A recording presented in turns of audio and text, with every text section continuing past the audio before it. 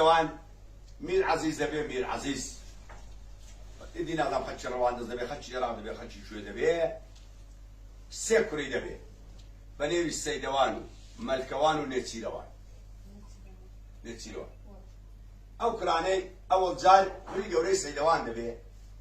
شاي وذكاء أو دمش معمولا خلق شتي كم بوا أو فلاو وشتو لابدان خلو مريشكو فلان أو النبوة قال عانا كان هم شتي مباع وزويا دعوت دست ذكاء دعوتي أو دمش حوش أو روج بوا يشان بوخوم لدعوتي أو بريازياني سردش حوت شوروج له سيد علي بوا علي خندان بوا رسولنا عليه الرحمن لقبي علي خندان خدا بيبخشيه أو بوا أواني كان غلبوا الخلفاء طاب والنما والخلشي خلفاه منطقة المنستان بون أوانا جماعات والبوية في عندنا خلفاء طاب أخونا المدة شيء قربوا لنا هذا ولا طرنا ولا دوام أوانا بون أواني رزايا تارو كمان شو فلان أو حوت شوروج بخدا من بخوم لدعوتي ناصر خاني بكري عاج حسين خاني بالشاط فيها حوت شوروج جمال يوي نلا مسجود زجابو نلا مالان زجابو الله سبحانه الله بتساعد دعوتي ودعو شوروج طلع دوري درجنا دبي مير عزيز كداود بكره كيدا كحو شوروج دبي بو سيدوان روج شي طلب عبرون براو دانم بتشيلك غوريك اسكيك شتناك وجم بيرموا وشامبو جماعة إساس كان قدرات مدلات مشادك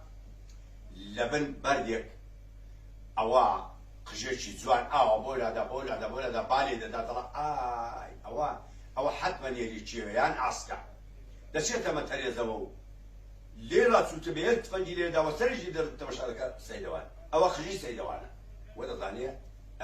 ريشي أو عسكر يعني أو توكا دي كوشيو ولا سي كلام بس ترى خوي هذا ده هنا توزاد الله سيدوان مكشتوا ثم ونيتير نقول داني ونيتيرا دعوة تكتيك مدن بوكاكا لملكوان مالك أو دعوة تكتيك نادم والله دعوة إدامة هي وإدوان ناظر سيدوان نماو همان دستور سمين دسي وراو ملكوانيش هل عاودة كوجي بدستور سيدوان ده كوجي بيوش دلا تيجي مدن أويش مركزون داني ونتيجة لبناء بردوا أوي لما تريز دعوة دعوة سوداني بلى دشيت أن يسيروان الصبي رجع دشيت وراه همان دستور أويش بقى ولا كوجي زاد الله ديته هو بقول إذا زاد الله أي جماعة دعوة بردن شاي خلاص كان السيدوان مكوش دنقم نكر ملكوان مكوش دنقم نكر نيسيروان مكوش قري قلبين وشوستان بصرخ ودع كر دعوة استك بيتك أي دعوة أمن بناء على لك دا أول قشتي كذا باري ونظاري باري باري وكسي كسي كان عمش صداناني